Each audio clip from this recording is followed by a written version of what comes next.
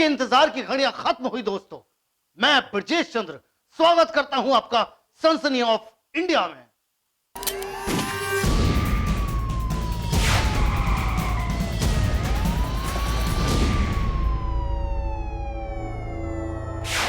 दोस्तों, बेटी बचाओ का नारा आज पूरे देश में गूंज रहा है, लेकिन कुछ लोग ऐसे हैं, कुछ गुनाहगार ऐसे हैं जिनके कानों में जूं तक नहीं रेंगती।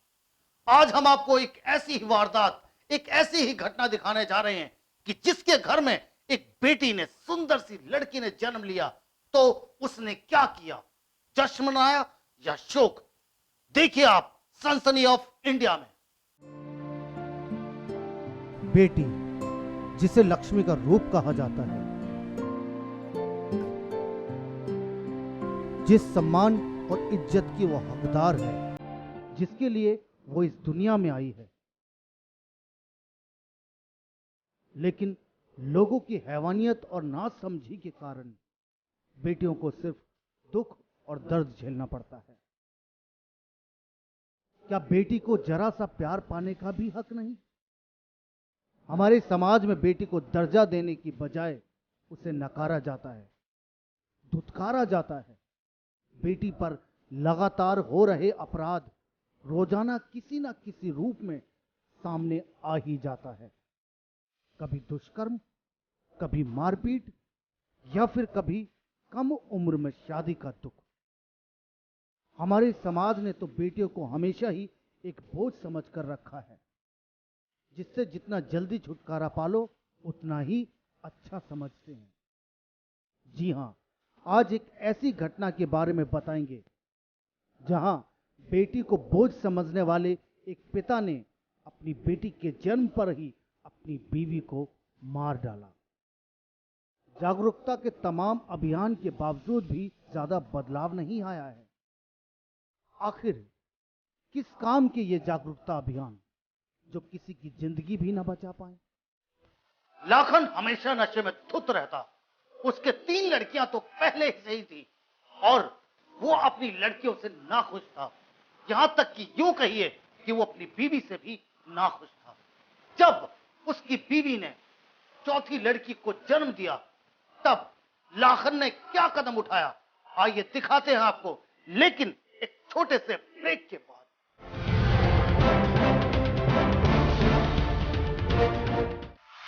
कहीं डर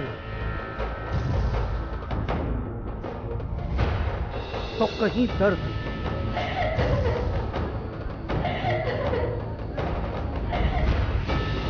कहीं आत्महत्या तो कहीं हत्या, कहीं साजिश तो कहीं रंजिश। हर जुर्म का करेंगे पर्दाफाश। देखें हर रोज रात 10:30 बजे सनसनी ऑफ इंडिया। कड़ी नजर,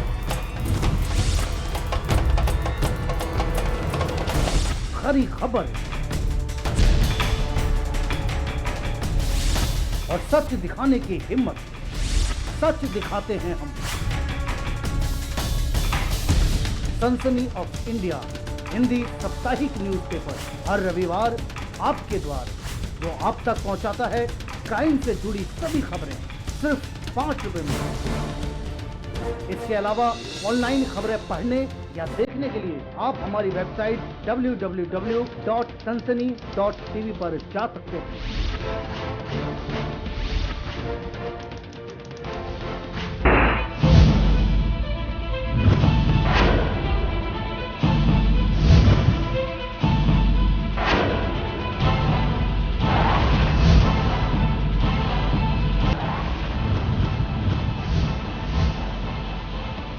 सनसनी ऑफ इंडिया को संपूर्ण भारत में ब्यूरो प्रमुख, संवाददाता और संवाद सहयोगियों की आवश्यकता है। संपर्क करें 09711345221। आपके आसपास हो रही वारदात की वीडियो हमें व्हाट्सएप पर भेजकर आप भी बन सकते हैं सनसनी ऑफ इंडिया के रिपोर्टर। हमारा नंबर है 0965085461। ब्रेक के बाद स्वागत है आपका दोस्तों सनसनी ऑफ इंडिया में। मैंने आपको बताया था ब्रेक पे जाने से पहले कि लाखन हमेशा नशे में धुत रहता।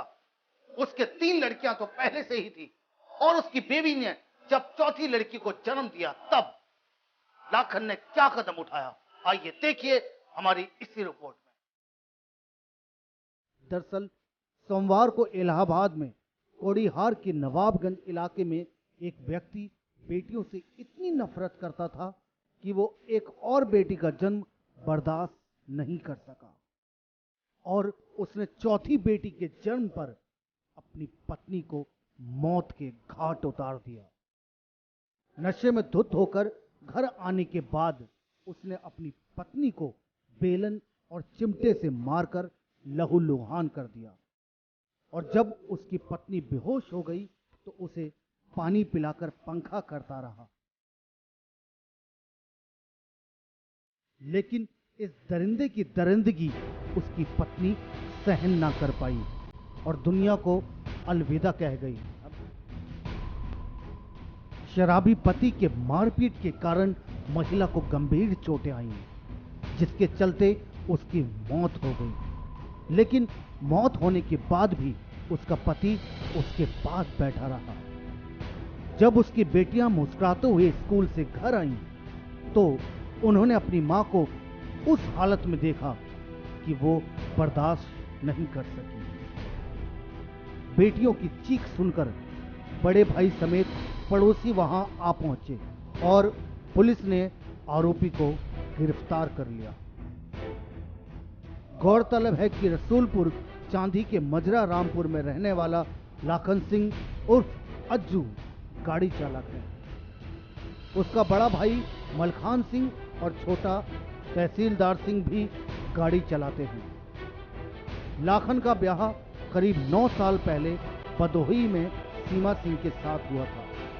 दोनों को एक के बाद एक 4 बेटियां हुई। सबसे बड़ी बेटी 7 साल की रिया है, उससे छोटी 5 साल की प्रिया है, 4 साल की दिया और चौथी बेटी का जन्म अभी 5 सितंबर को हुआ।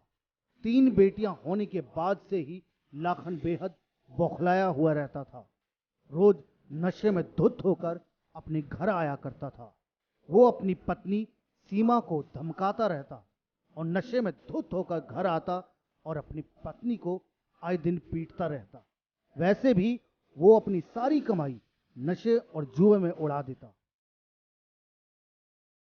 अगर पत्नी बेटियों के गुजारे के लिए पैसे मांगती तो वो आए दिन उसे पीटता।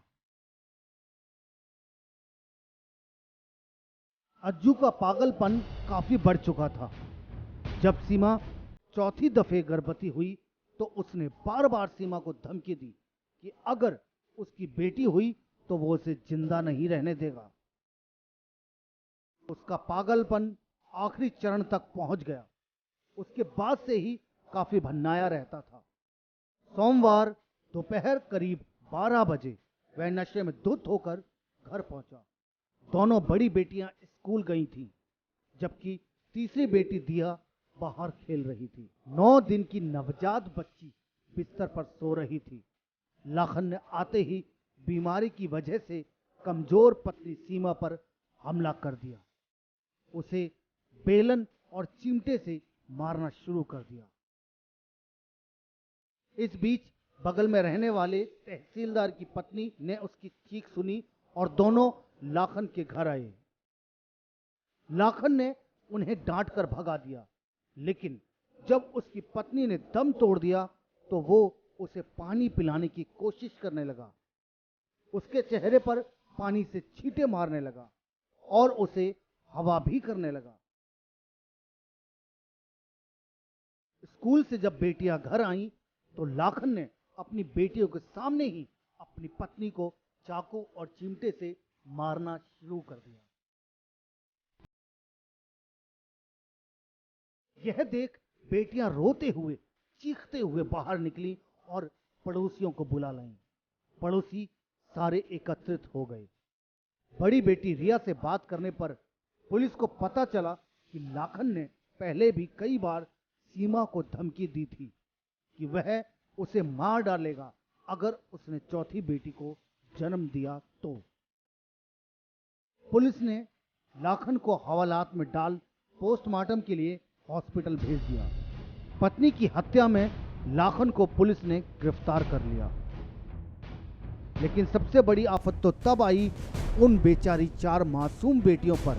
उनमें से एक तो अभी सिर्फ 9 दिन की ही है। आखिर वो बिन मां के कैसे रह पाएगी? इस मासूम को तो ये भी नहीं पता कि आखिर उसकी मां है कहां।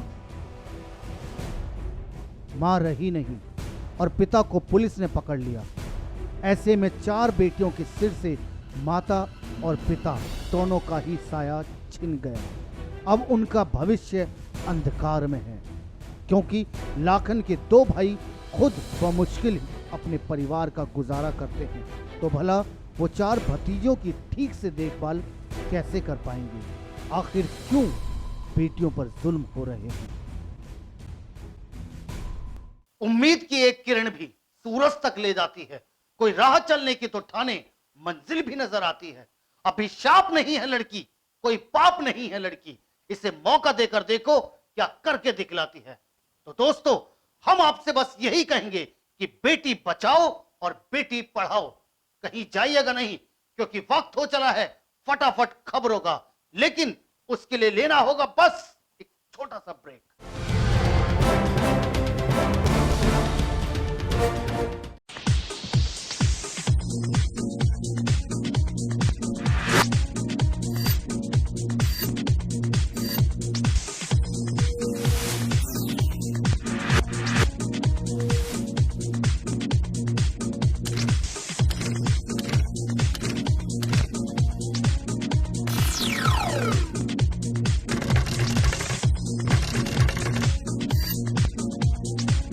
राष्ट्रीय राजधानी नई दिल्ली से प्रकाशित हिंदी दैनिक समाचार पत्र विजय न्यूज हर रोज आपको कराता है देश विदेश, खेल, कारोबार और आपके आसपास की घटनाओं से रूबरू मात्र 2 रुपए में। विजय न्यूज की खबरें हिंदी में पढ़िए कहीं भी कभी भी। बस लॉगिन करें www.vijaynews.in। मोबाइल में हिंदी में खबरें पढ़ने के लिए Android user Google play store से विजय न्यूज ऐप डाउनलोड कर सकते हैं। दिन के उजाले में और रात के अंधेरे में हर अपराध पर है हमारी कड़ी नजर।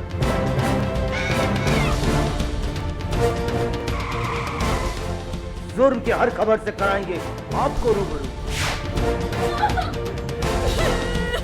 देखना ना भूलें सनसनी ऑफ इंडिया हर रोज रात 10:30 बजे सिर्फ जस्ट खबर पर।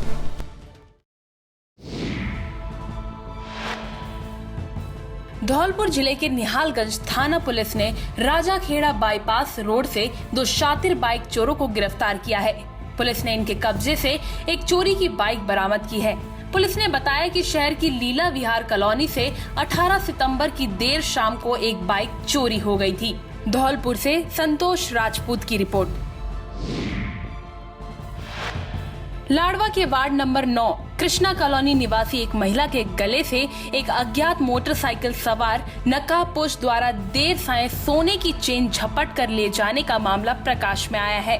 पीड़ित महिला वीणा ढिंगड़ा पत्नी महिंद्रा ढिंगड़ा निवासी कृष्णा कॉलोनी ने अपनी शिकायत में बताया कि देर शाम वो अपने घर के पास बनी एक डेयरी से पनीर लेकर जा रही थी कि इसी बीच एक मोटरसाइकिल पर सवार नकाबपोश व्यक्ति ने उसके गले से लगभग 1 तोला सोने की चेन झपट ली और फरार हो गया। लाडवा से नरेश गर्ग की रिपोर्ट। दिल्ली के कालका जी मंदिर के पास सुबह 6 बजे एक अनजान व्यक्ति एक नवजात बच्ची को फुटपाथ पर लावारिस हालत में छोड़कर फरार हो गया। बच्ची की हालत देखकर लग रहा है कि बच्ची का जन्म बीती रात ही हुआ है। सुबह 2 लड़के ने वहां से गुजरते हुए बच्ची को देखा कि बच्ची फुटपाथ पर एक कपड़े में लिपटी है। इतना ही नहीं, बच्ची के चेहरे पर चींटियां भी काट रही थी। इसके बाद लड़कों ने वहीं फूल की दुकान लगा रही महिला सोमवती और पुलिस को इसकी जानकारी दी। दक्षिणी दिल्ली से कमल सिंह की रिपोर्ट। एक चाचा द्वारा अपने भतीजे को पीपल के पेड़ पर बांधकर पीटने का मामला सामने आया है। ऐसा एक वीडियो भी सोशल मीडिया पर वायरल हुआ है। इस वीडियो के सामने आने के बाद ओबेदुल्लागंज पुलिस ने भतीजे को पीटने वाले चाचा को हिरासत में ले लिया है। हालांकि मामला पारिवारिक होने से किसी प्रकार का प्रकरण दर्ज नहीं हुआ है। रायसेन से नसीम अली की रिपोर्ट। विजिलेंस विभाग ने 10,000 रुपए की रिश्वत लेने के आरोप में औषध निरीक्षक तथा चपरासी को रंगे हाथ गिरफ्तार कर लिया। जानकारी के अनुसार सिविल अस्पताल में तैनात औषध निरीक्षक अमरपाल सिंह मल्ली गोरायार के मुठेड़ा कला स्थित दवाई की दुकान चलाने वाले चारुल से लाइसेंस के नवीनीकरण की एवज में 10,000 रुपए की रिश्वत की मांग कर रहा था, जिस पर चारुल ने सतर्कता विभाग को शिकायत की। जालंधर से पंकज ठाकुर की रिपोर्ट। मोहाली के एक वकील की चंडीगढ़ में गोली मारकर हत्या कर दी गई। वकील सुखमनप्रीत सिंह का शव सेक्टर 27 के एक पार्क के नजदीक मिला। 37 साल का सुखमनप्रीत 2 दिन पहले ही कनाडा से वापस आया था और मोहाली के 3/2 में रहता था। आरोपी ने सुखमनप्रीत को 4 गोलियां मारी, जिसमें 2 छाती पर तथा 2 गले में लगी। पुलिस के मुताबिक रविवार 9:30 बजे के करीब सुखमनप्रीत अपनी कार से सेक्टर 27 पहुंचा, जहां थोड़ी देर बाद ही उसकी हत्या हो गई। चंडीगढ़ से मनोज प्रताप की report. Faridabad cyber crime police ने शादी.com और जीवनसाथी.com की वेबसाइट पर हाई प्रोफाइल फोटो पोस्ट कर खुद सॉफ्टवेयर इंजीनियर बताकर लड़कियों को फंसाने वाले शख्स का पर्दाफाश किया है। पेशे से ये एक इंजीनियर है और उत्तर प्रदेश का रहने वाला आकाश है, जिसका एक पैर खराब हो चुका है। लेकिन मौज मस्ती के चलते ये 4 सालों से इसी तरह से लड़कियों को अपने जाल में फंसाकर अपने खातों में रकम डलवाकर मौज मस्ती कर चुका है। पुलिस गिरफ्त में आने के बाद अब खुद पछता रहा है। फरीदाबाद से बंटी कुमार की रिपोर्ट। शिकार तो बहुत लड़कियों को बना चुका है। इसको खुद को याद नहीं है, 4-5 साल से काम कर रहा है, तो 50 से 100 केसेस हो सकते हैं।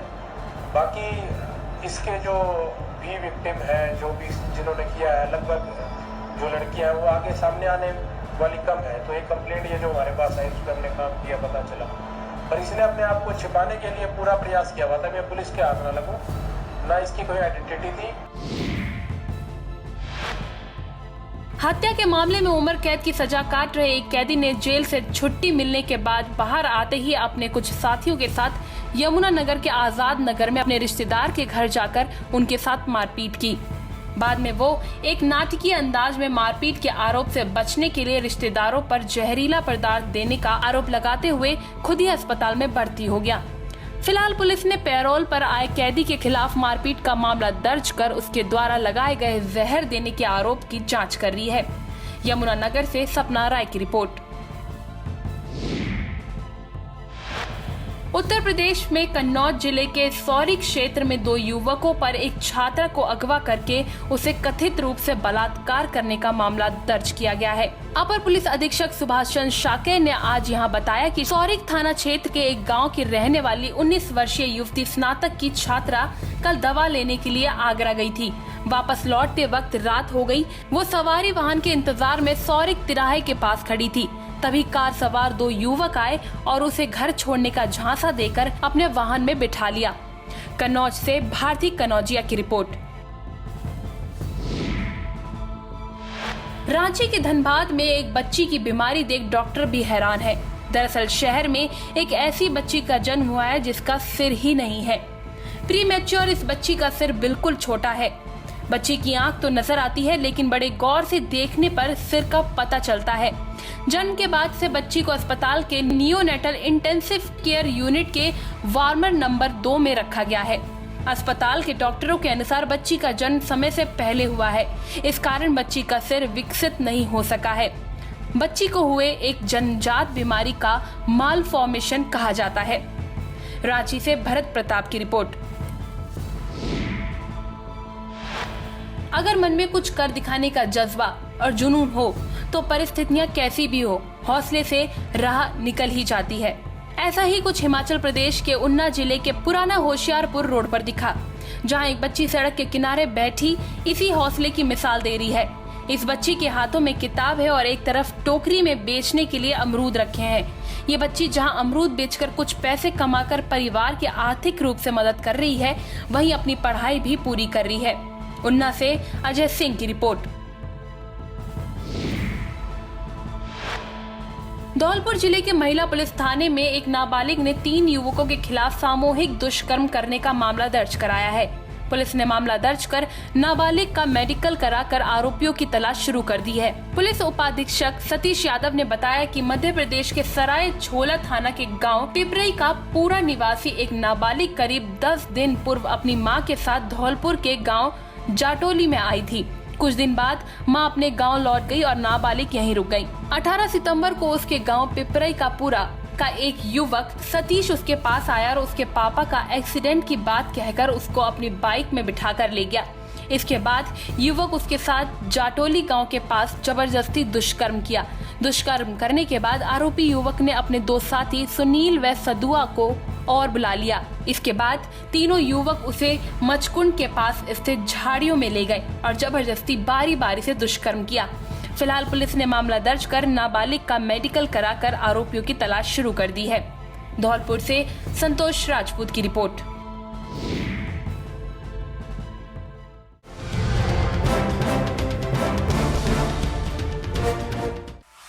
कहीं डर तो कहीं दर्द,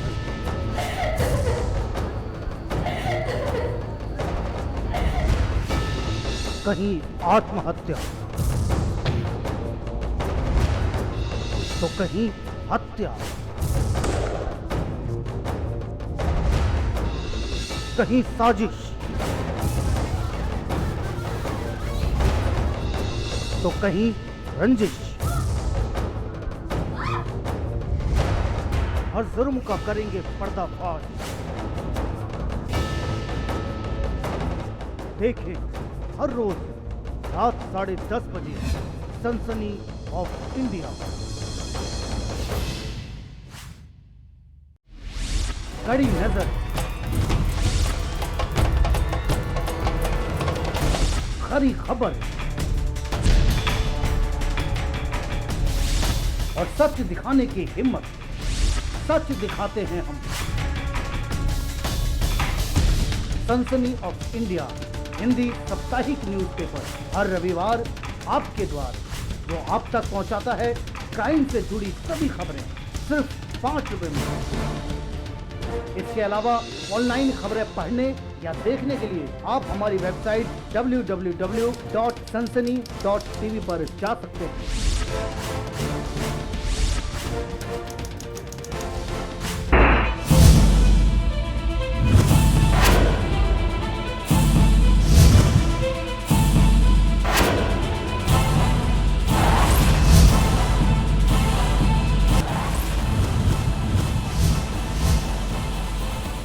सनसनी ऑफ इंडिया को संपूर्ण भारत में ब्यूरो प्रमुख संवाददाता और संवाद सहयोगियों की आवश्यकता है। संपर्क करें 09711345221। आपके आसपास हो रही वारदात की वीडियो हमें व्हाट्सएप पर भेजकर आप भी बन सकते हैं सनसनी ऑफ इंडिया के रिपोर्टर। हमारा नंबर है 09650854621।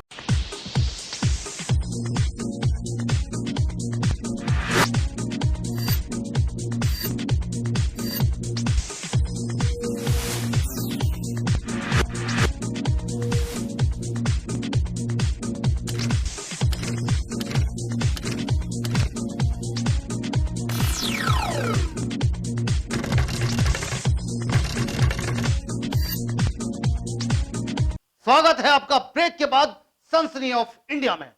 दोस्तों, आज सनसनी ऑफ इंडिया के खुफिया कैमरे में कौन कैद है, ये आपको देखना बहुत जरूरी है। तो ध्यान से देखिए और बने रहिए हमारे साथ, क्योंकि हम हैं सनसनी ऑफ इंडिया। पायरेटेड सीडी का धंधा,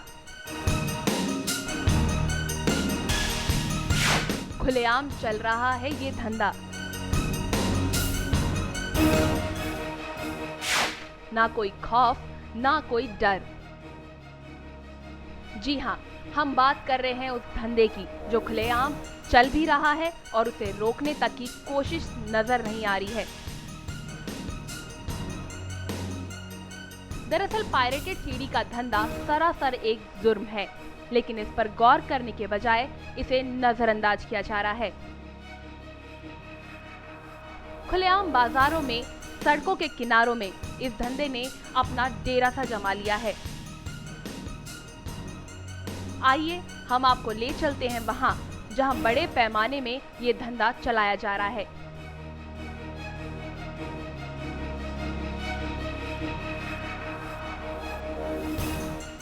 ये है दिल्ली का सबसे पॉश इलाका नेहरू प्लेस, जहां सभी तकनीकी समस्याओं को सुलझाया जाता है।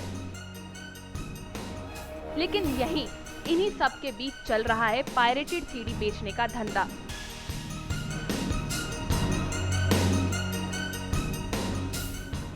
दरअसल जो सीडी अच्छी और नामी कंपनियां तैयार करती हैं, उसी सीडी की पायरेटेड कॉपी बाजार में बड़े ही आसानी से सस्ते दामों में बेच दिए जाते हैं।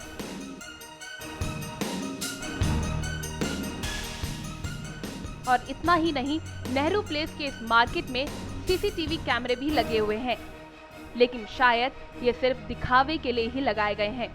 इतना बड़ा अपराध कानून की नाक के नीचे चल रहा है।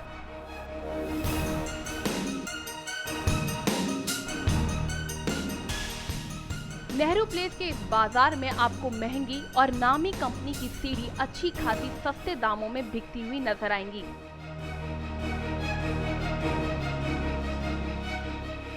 आप साफ साफ इन तस्वीरों में देख सकते हैं कैसे बिना डर के ये धंधा तेजी से चल रहा है। नेहरू प्लेस में इन दिनों खुलेआम पायरेटेड सीडी का धंधा चल रहा है। ये देखिए दुकानदार कैसे आवाज लगा लगाकर ग्राहकों को महंगी सॉफ्टवेयर की पायरेटेड कॉपी सस्ते दामों में बेच रहे हैं। सबसे बड़ी बात तो ये है कि इन्हें ना कोई पुलिस का डर है, ना तो कानून का खौफ। इन सब से परे होकर ये खुलेआम चला रहे हैं पायरेटेड सीडीज की दुकान। इन सब को रोकने के लिए बनाए गए कानून का भी कोई असर नजर नहीं आ रहा।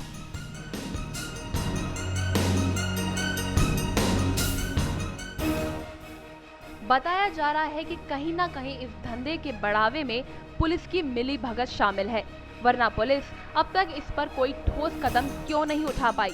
पुलिस की इस लापरवाही के चलते इनकी हिम्मत और भी बढ़ जाती है।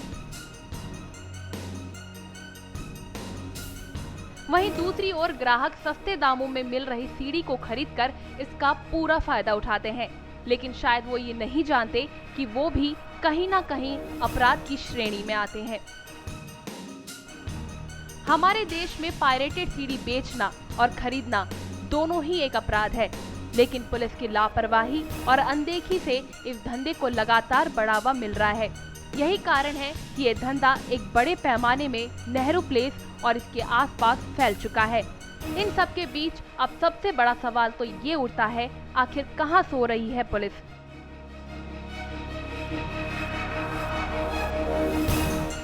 आखिर पुलिस इस धंधे को रोकने के लिए कोई ठोस कदम उठाती है या नहीं?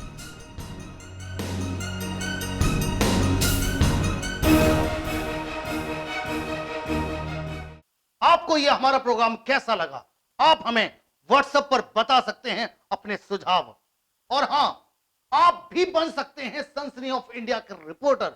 बस आपको करना कुछ नहीं है, आपके आसपास हो रही वारदात को आप अपने कैमरे में कैद कर हमें व्हाट्सएप कर दीजिए।